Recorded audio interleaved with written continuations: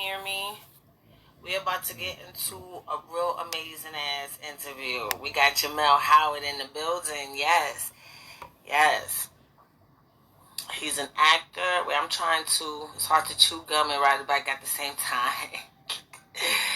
Let me type this in. Make sure my spelling is correct. From Equal Standard. From the new movie Equal Standard. Yes, and he's in a new SaltnPepa. You know him from The Purge. You know him. He had a role as Brains in Power. He was on Luke Cage. And now he's in the building. Hold on, let me type this in first. Hold on, in the building. It's hard to chew gum and ride a bike at the same time. Yes. Hold on, let me post it. Let me pin it. Yes. So we're about to get it started. Let me see if I could add him now. See if he's...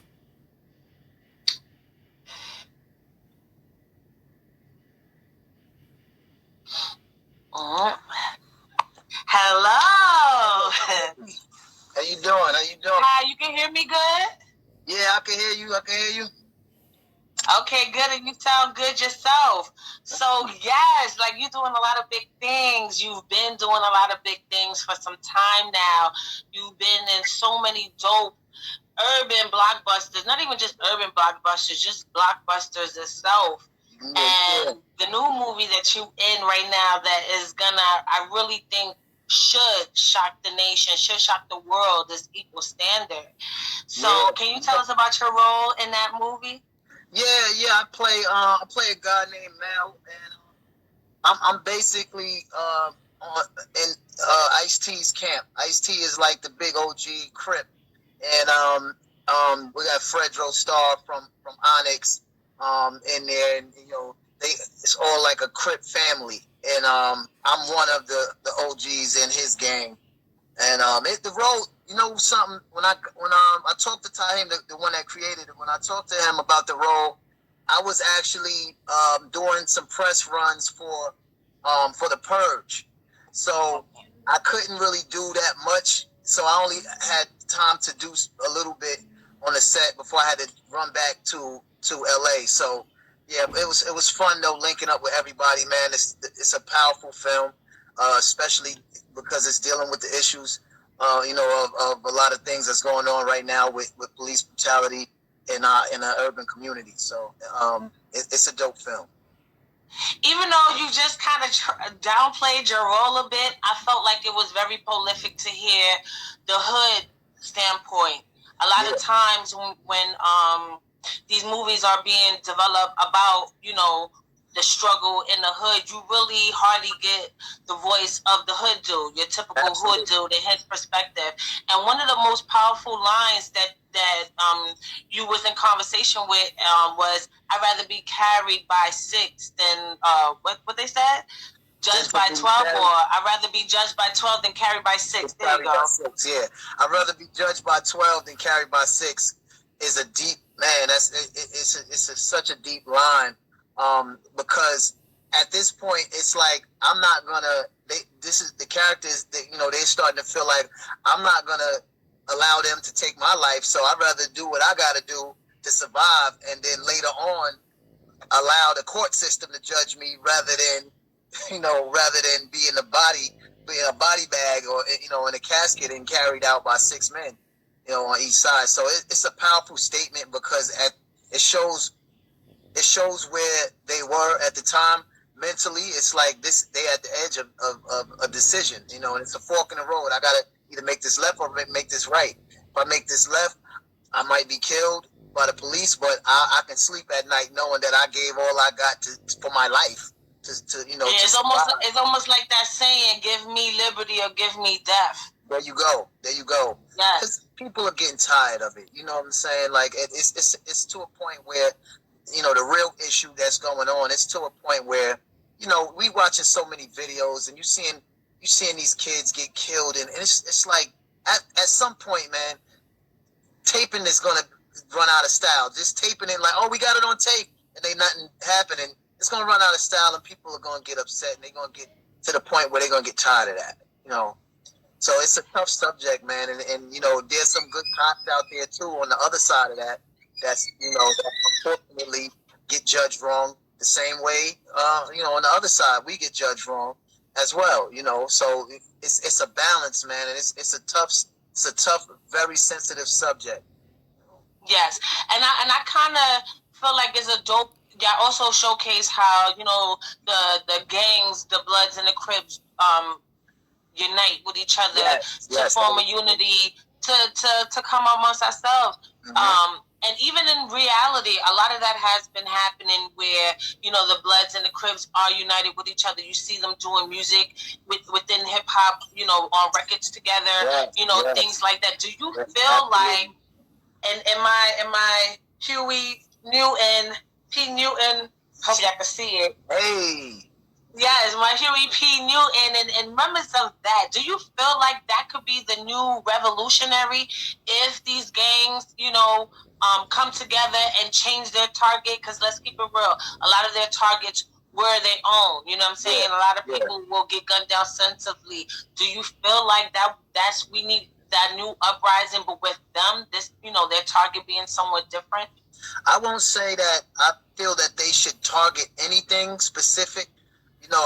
What I will say is that I think that it will be so powerful for them to come together, and actually just search for truth and have an objective to protect, to protect what's right.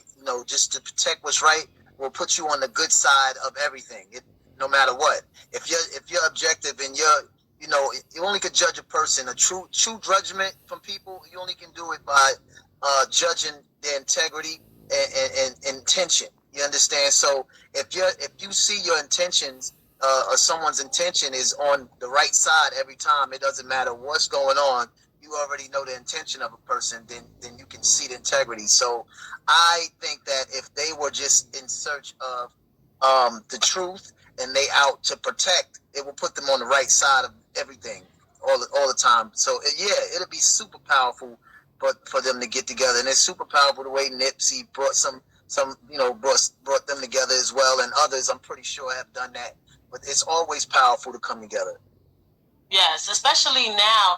You had a point when you saying with so much that's going on now. I feel like this is the best time more than ever to really get together and really stick together, because let's keep it real. A lot of our communities, we fight other causes. We on the front line with every other social group, every other culture, and fighting their cause and injustice.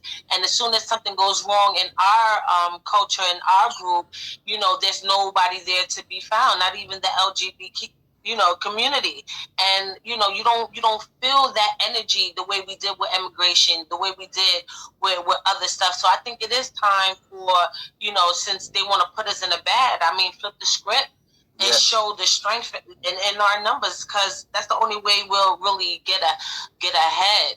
So even in this movie, you was working alongside Treach.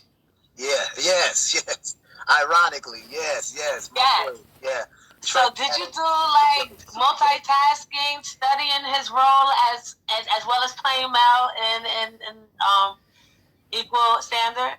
Yeah, well, I knew him before that, so I've met him a few times and hung out with him. So I've got to actually and your audience might not know why I'm studying him, so you might want to tell them why I'm studying him. So my audience better know who Treach is. They better know who Naughty by Nature is. That's right. Hip Hop Array, Uptown Anthem. Right. They better know. Jersey Boy, they better know. Like, if they don't know, y'all should stop following me, because I ain't, or maybe I need to step my game up because I ain't doing my job, entertaining y'all with hip hop culture. Yeah, they know. So yeah, I'm playing him in the new SaltnPepa movie. So I got a chance to be, to study him but way before that, I knew him a couple. I've been out with him a couple times and hung out. So I've been able to, just check out mannerisms but for the most part, I watched a lot of interviews with him and something mostly, all the videos of him, and that got me in the right mindset of Treach. You know what I'm saying? And playing alongside him in equal standards is the same as just hanging out with him. Like Treach doesn't change, for nothing. Anybody knows Treach he doesn't really change much in anything. So you getting him no matter what. You know what I'm saying? So he's super dope, man. Dope. So outside of knowing him, what other measures did you do to prepare for that role? Because for the ladies, shout out to all the ladies, but Treach was the joint. He still is the joint. And his body is right. And I know you was doing some boxing training before when you was getting ready for Luke Cage and everything. So what are you doing to get that body Treach tight? Because that's a hard thing to do. Yeah. If you were able to put up a picture, I would send you one and just throw the picture up real quick. But so we shot the movie, the SaltnPepa movie. We shot it in Canada, and in my suite they had a gym set up. So I was able to get to it. So I was like every day I was doing like 3 miles and running. I was training for real because Treach. If anybody know Treach, he had a little 6-pack. He was cut up. His body always tight to this day. Yeah, he was cut Shout up. Shout out to the ladies in the room. yeah. So I had to trim it up a little bit, But right after that, I was right back to my honeycombs and oatmeal. But I'm joking. I kept that regimen actually. When I left Canada, I still kept the regimen. Everything I was doing there, I still do at home now. Being that you said you had a long relationship with him, do you feel like preparing for that role drew you guys closer? Like you was able to understand him more, the real man outside of the artist? Yes. And it just makes you, because Treach was somebody that when I was growing up, this was an icon that I looked up to as well. Along with a lot of the others, it kind of just normalizes people to show that you can connect with people, and your circumstances does connect with people that are superstars and these icons. So he's a lot like a lot of people. He's been through a lot like a lot of people. So that kind of normalized him for me. Like wow, like he went through a lot. Them two. And Love went through a lot, him and Pepa, you know what I'm saying? So Love brought them through a lot just like it does anybody else. So it did kind of open up a few different views for him. Yes, and as an artist, your career, you have been doing a lot of hood tales. Is there any, genre or any other role that you would like to perform that's outside of the urban character and stuff like that? Because you played a lot of that. So is this a place that you would like to go in your actor career?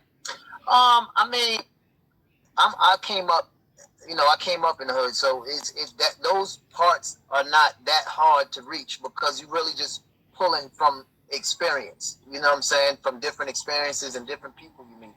So yes, there's roles that I want to go outside my regular normal character. Like what?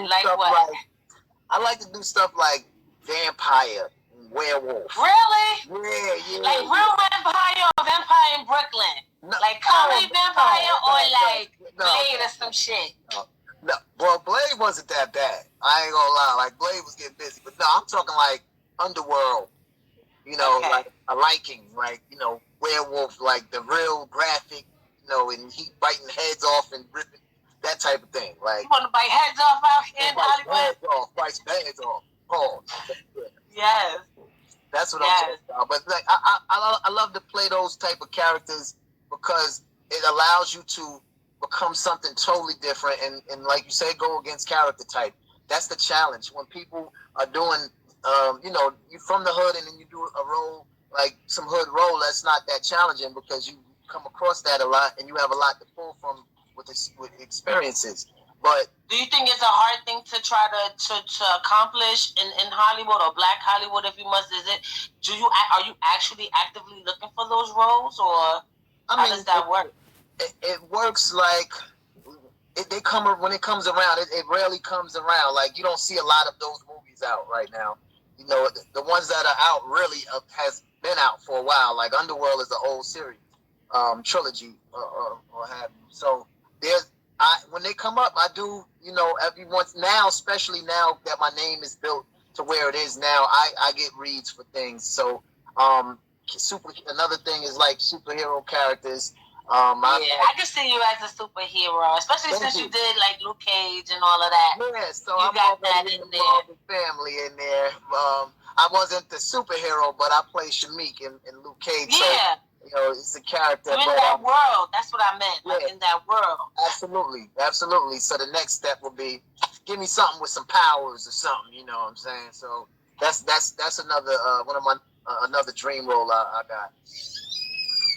Yes. So I just want to touch a little bit more on Equal Standard, only because like it does resonate with the time and what we're going through. And I just want to ask you how you personally feel about what's going on in the media as far as police brutality, and what do you feel would be the end all where all that nonsense will stop and frisk, the way, you know, police, especially closeted racist cops, how they look to the urban community. What do you feel will be the changing factor of all of that? The changing factor to me is going to be something that he said in the movie that was so significant when he said accountability, and that was powerful. Accountability is something that's going to change the game for anything, anybody on the wrong side of the law that's a cop. You understand? Because at the end of the day, we see so many of these videos and so much happens, and then the cop, nothing happens to them, and they get a slap on the wrist and they get away.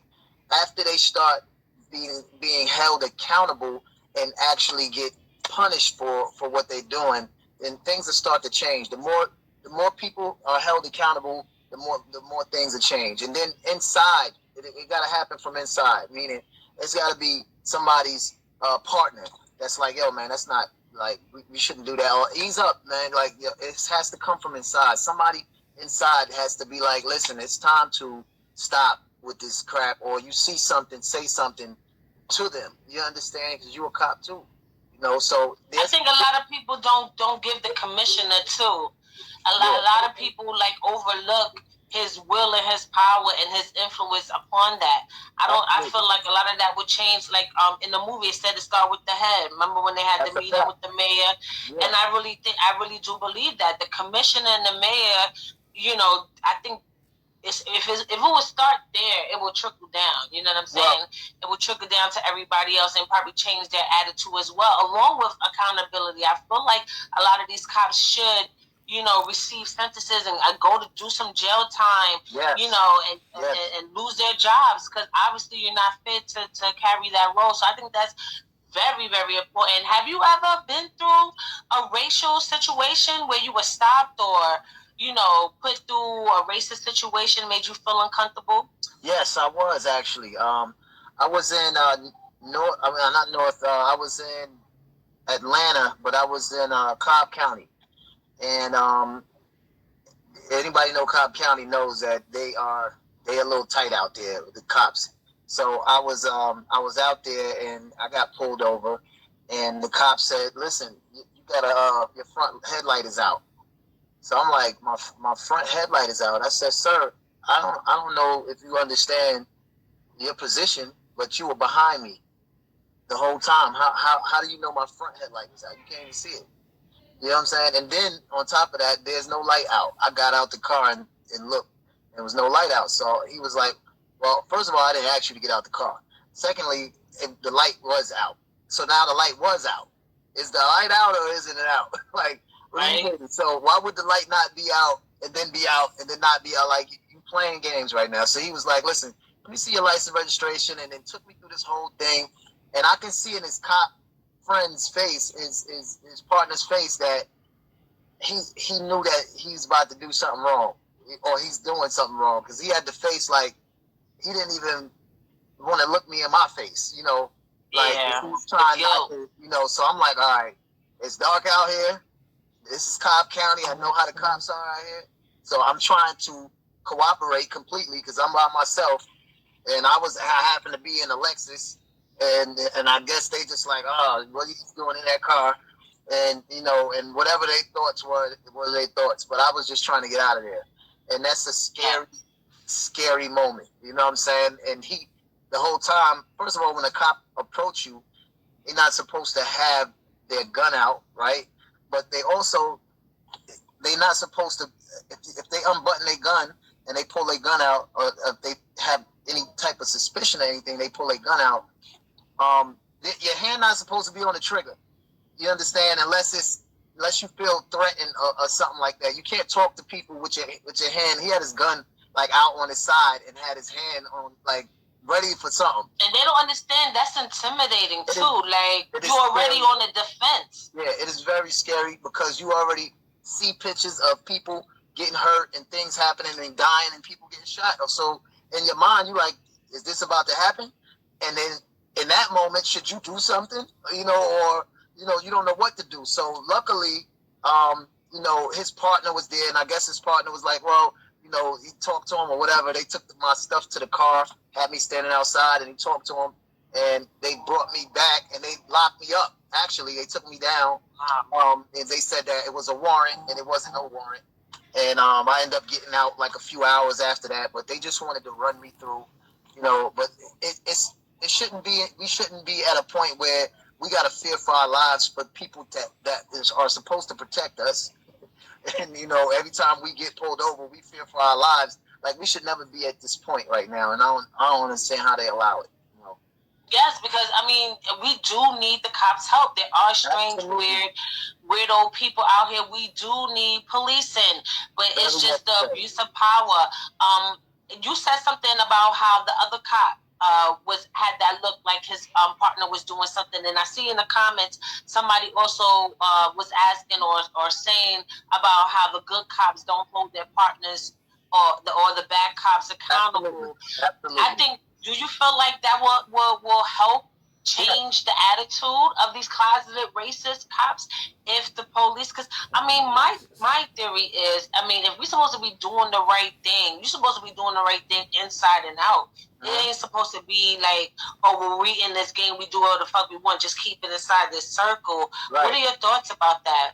I think that I think some of them, they have their oath of silence and all of that. I understand all of that, but right is right and wrong is wrong. I think that a lot of them, being that they're inside the circle, that's where you change things at. You change things from the inside. Like, you really can't change that much from the outside. It's from the inside that change faster. So they need to speak up. I have seen some stuff where some cops speak up and they get silenced, basically pushed out and all of that. But that's because no one else is banding together with them. So it's got to be. I know that enough righteous people wear that color or wear that badge. You understand? So they have to be the ones to speak up and start to want to change things. Nobody's going to listen to the people outside because they try to, sort of like how the president used to do or whatever. He tries to make everything, it's fake news or it's fake this and fake that, and then everybody starts to desensitize.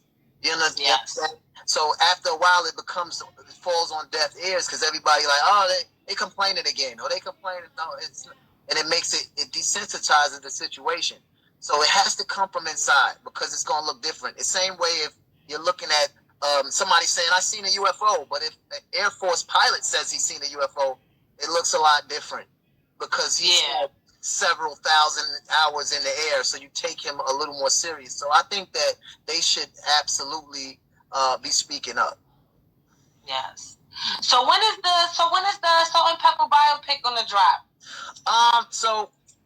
Right now it's said to be like a little at the end of the summer or something like that. So nobody's sure, and because of what's going on, I think it kind of pushed it out a little bit. And nobody definitely sure about anything right now. But it's supposed to be the end of the summer, from what I've heard. It's gonna be on Lifetime, right? Yes, Lifetime. Do you feel like Lifetime represented hip hop represented SaltnPepa and represented Treach, your character, well. Because I know sometimes in the past when they did biopics, you know, a lot of the critics were saying it was watered down. It wasn't as, you know, flavorful or could have been better. Like, Rest in Peace, Aaliyah biopic, you know, they got a lot of scrutiny with that.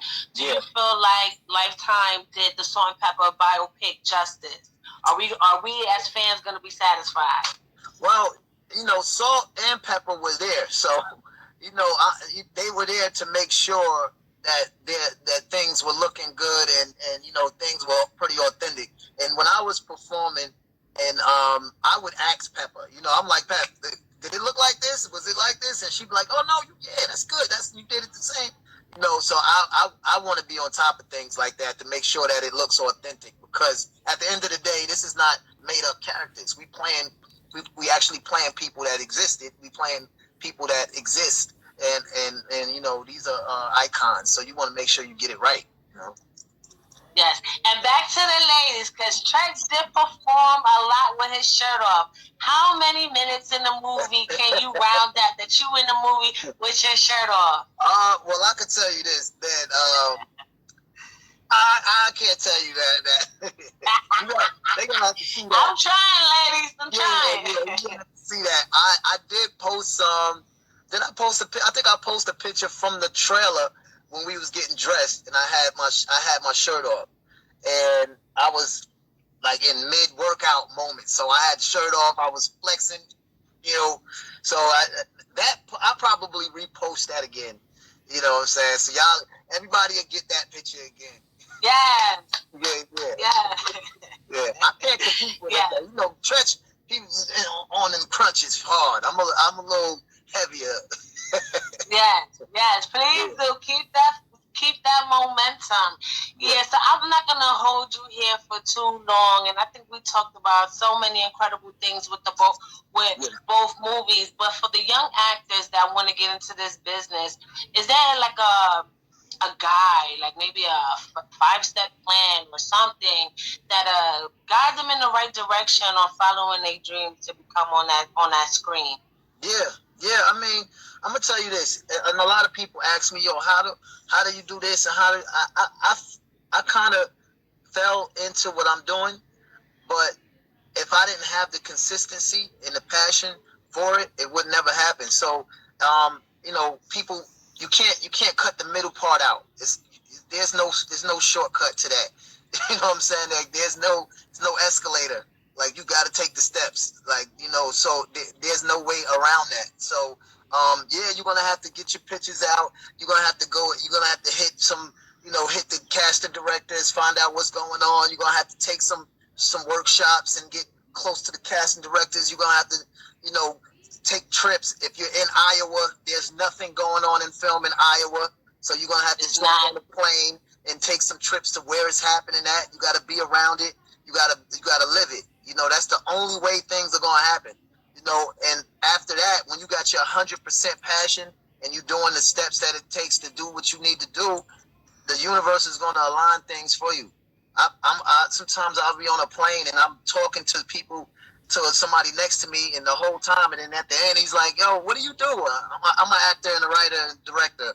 Oh, for real, my cousin is a producer, and he's done this movie and that. I'm like, damn, what are the odds of that? You know, because the universe aligned the things up for you after you align with it. You know, so it's all about your vibrations and energy. Absolutely. And your determination, how bad you want it. That's a fact. Because life is gonna test that. Absolutely, and that's gonna be your magnet. If you want it bad enough, that's gonna be your magnet. It's gonna pull to you. You're gonna pull it if you want it bad enough, you know. And it'll tell. Because if I be like, listen, I was up to 7 in the morning studying something because I got a call that morning. I mean, the morning before that, to go to LA, and I had to fly to LA that day and study the thing on the way there. But when I got there, because of the time difference, I literally had to go into the audition an hour after I landed. So you got to be about that life, like, for real. Like, you can't just think that, you know, it's all just going to be easy and just walk out. You got to be ready for that life. You understand? So a lot of people not ready for that life, but some people are, man. And all I can say is just be. They want all the glory and no pain. Absolutely, absolutely, and no sacrifice either, because I'm pretty sure you sacrificed a lot to be where you at. And like I said at the beginning of the interview, like you had amazing roles, like, and you was always involved in dope, amazing projects. Like I never, you know how some people do like a little something, but then they have something big, or they have like something big, like once in a while in their career. But I must say, your career has been, you know, consistent, you know, roll after roll with not just regular movies, but things that make you think. Because The Purge too was another thoughtful thing, talking about race relations and social social injustice and stuff like that too. So, do you feel like you're gonna be like have a little my son and you start preaching to the public? And my son, my homie too. Shout out to my son. I don't think that, you know, I don't think that it's time for me to actually be the preacher of anything, but I'm going to speak, you know, every once in a while if something is going on that I feel that is unjust, and then I can speak on it. I will. You know what I'm saying? I'm not, you know, I'm not Malcolm X or anything. I don't think anybody is, but I don't think I'm close to being anything like that. But I feel stuff is unfair, just like other people feel stuff is unfair. And I speak on it. You know, I'll speak on it. I ain't afraid to speak on it. But you have to have a balance. You can't just be out here just attacking everybody that that has a badge, or everybody that's a different race or ethnicity just because of that. Is that what make you them or that? You understand? There has to be some type of balance, and there has to be some type of fairness. But you know, everybody's human beings at the end of the day. You know, as long as you're doing that and you're judging everybody's intention on that accord, it should be on the right side of love and life. Yes, amen to that. Love and life. That's the vibe. Absolutely. Especially now with everything that's going on. But how are you holding up during COVID-19? You know, I know the world is facing challenges, but are you okay? Yeah. I mean, I'm taking it a day at a time like everybody else. I don't feel that, you know, I don't feel like outside of just having common sense, it's that serious. Like if you just using common sense for a lot of this stuff, I think that you'd be fine. You know, with people that's just doing silly things like, okay, am I going to jump on a train and go where 600,000 people go on a week? Yeah, I think that's crazy. Yeah, I think that's crazy too. I think it's, you know, it's time. You can't just do that right now. You know, and you know, God bless those who have to, because maybe their jobs are open still, essential jobs or something, and they have to take the train. But you got to be extra careful if you're doing stuff like that. But I'm a very careful person. I've always been, anyway, with stuff like that. Anyway. Is there like a regimen you go by? Do you like take black seed oil, B12 vitamins? Like, give us like a little. What do you take in the morning to get your day started and refreshed? When I wake up, I have a hot tea with extra ginger. I put ginger in it, a lot of honey, and I do put some black seed oil in it. If I ever feel anything like a tickle in the throat or anything, I call it a kill shot. I've created what you call the kill shot, which is... What's the kill shot?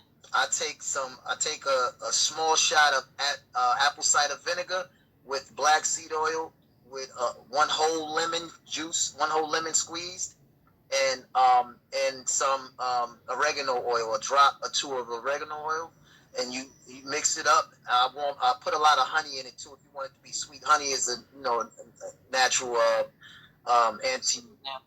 natural antibiotic. I mean, I'm about to say antibiotic, antioxidant. So I put a lot of honey in it to sweeten it, and I put it in the microwave to make it warm, and then boom. Take that and you hit it. Anything going on is gone. You know what I'm saying? Yes. That's called a kill shot. You know what I'm saying? The kill shot. You need to put a recipe out there. So for everybody who just listened to that, the kill shot, I would suggest don't use the microwave, but to heat that shit up over the stove. You can do that. And it sounds like it's amazing. Yes. Absolutely. Yes, and go into because the oregano is strong. People sleep on it. And it's good for fertility. You have no idea. It's good for you. And the oregano oil, also that oil kills fungus and bacteria. So you can actually you dilute it because it's real strong. That's why you only need. It's an antibiotic. Yeah, I be absolutely. using oregano a lot. I grow fresh oregano too. So dope. I live by that. I put it in everything. Yeah. That's how. Yeah. You be knowing, you know. Yes, I'm into the holistic. I mean, I make a lot of bad choices. I got bad habits, but for the most part, I be doing the damn thing. Yeah. We can't. You know, everybody can't perfectly stay aligned with everything for every second, but you know, for the most part, if you good 75% of the time, then you good. You know. Yes, at least make an effort, because a lot of people don't make efforts. You know what I'm saying? Absolutely. They find excuses, and I feel like, you know, we in 2020 now. No more time for excuses, especially now when everything is so unpredictable. Absolutely, less excuses, more doing. You know what I'm saying? Just less excuses, more doing. Yeah. It's too much time to give an excuse. Like, I gotta make up something. I gotta lie. I don't feel like I wasn't. Just do. And then I gotta remember the lie. I don't even remember what I did this morning. That's a bit much. Right. Yes, that's a bit much. I can't do all of that.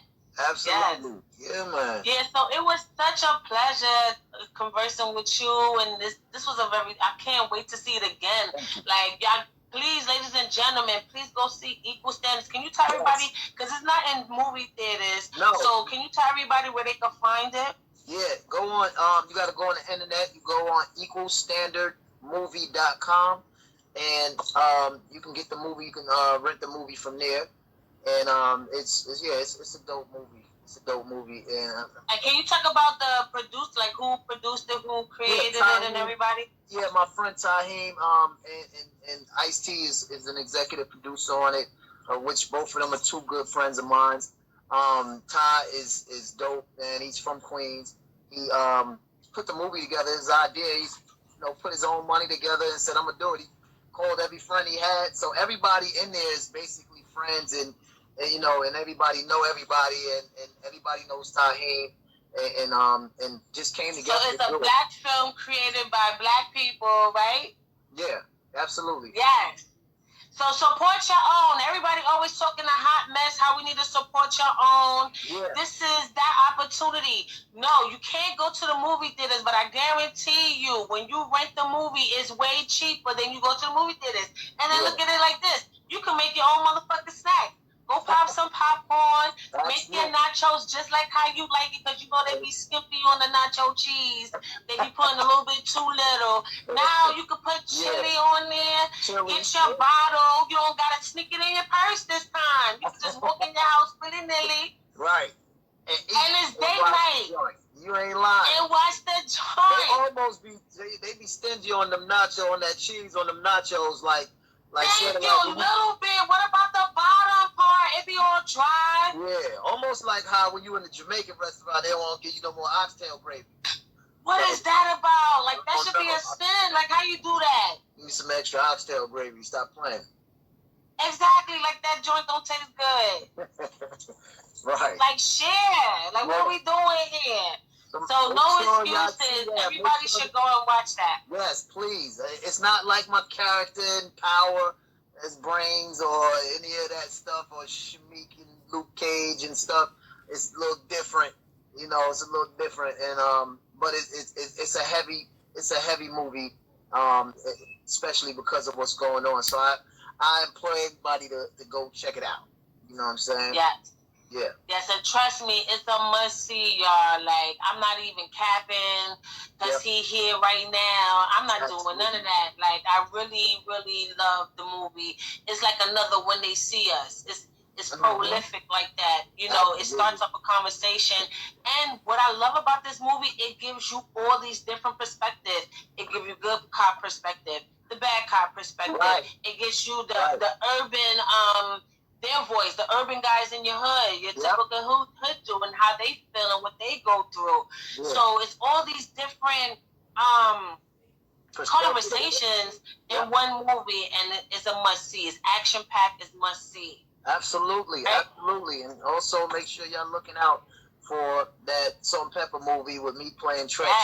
Good shit. He playing Treach, though. He gonna have his shirt off in the movie, though. I can't wait for that. Yes. A little bit. Just a little bit. Just a little bit. A little bit is better than nothing. I take what I can get. Yes. Yes, thank you everybody for tuning in. If y'all watching this show, if y'all watching Live at Radio on YouTube, please do me a favor and hit that notification bell and subscribe to this channel so you can get all our interviews as we post it. I want to send another major shout out to Jermel Howard for coming through and telling his story and his experiences. And go check Equal Standard and go check the SaltnPepa Biopic, right? That's right. That's right. At the end of the summer, it's coming through. Am I missing anything? No, you got pretty much, you got it all. I mean, everybody's seen everything else, so, you know. Yes, and I want to thank you again for hanging out with me. It was such my pleasure, and we better do it again. Yeah, absolutely. You know, it's several more premieres and things coming. Okay, yes, and I will be in tune to everything that you're doing. And once again, thank you, okay? All right. See you later. Thank you. I appreciate you. Bye. Have a good night. You too.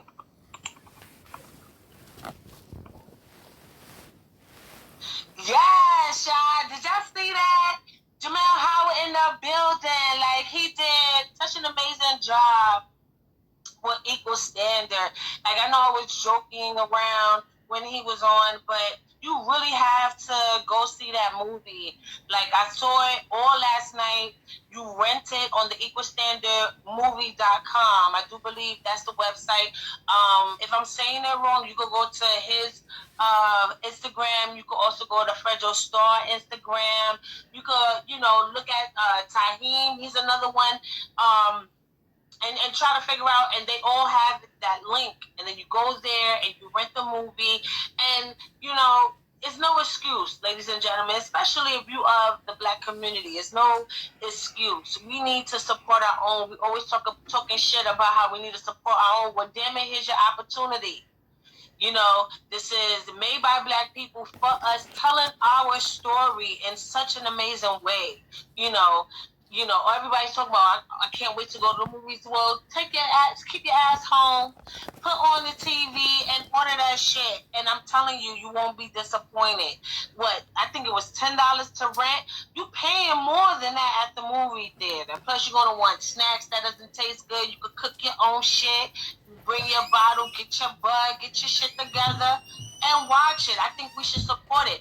Not only that we should support this particular movie, but you have no idea what it would do for our community. Instead of supporting these movie theaters and stuff like that, you bring in Black businesses to them communities. Like, they shot this movie at Queensbridge. Shout out to everybody from Queensbridge. I got a lot of family from Queensbridge. Queensbridge is like my third home.